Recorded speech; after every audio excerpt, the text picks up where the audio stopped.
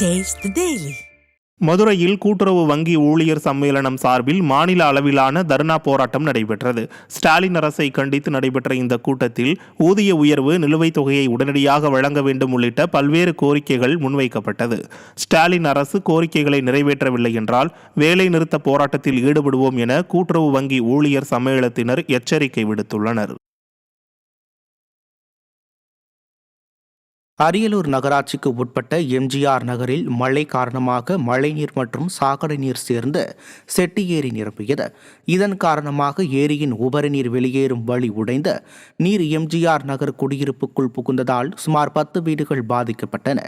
இதனால் பல குடும்பங்கள் இரவு முழுவதும் தூங்காமல் தண்ணீரை வெளியேற்ற வேண்டிய அவலநிலை ஏற்பட்டது. இதுகுறித்து ஸ்டாலின் அரசின் நகராட்சி மற்றும் மாவட்ட நிர்வாகத்திற்கு பலமுறை கோரிக்கை விடுத்தும் எந்த நடவடிக்கையும் எடுக்கவில்லை என அப்பகுதி பொதுமக்கள் குற்றம் சாட்டினர்.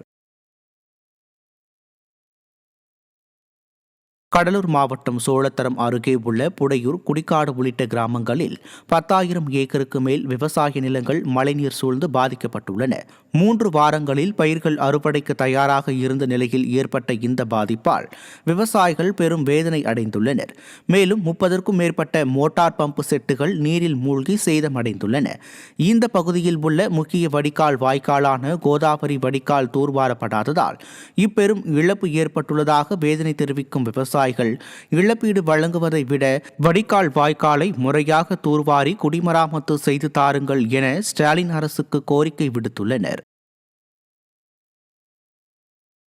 இந்த கோதாவரி வடிகால நிரந்தரமா ஒரு தீர்வு பண்ணி கொடுத்தா நாங்க அரசாங்கத்தை இழப்பீடு கேட்க வேண்டிய அவசியமே எங்களுக்கு வராது.